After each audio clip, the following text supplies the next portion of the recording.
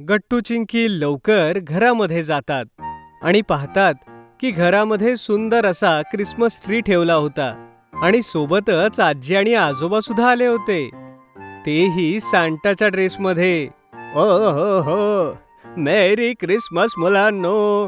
आजी आजोबा तुम्ही इथे ये.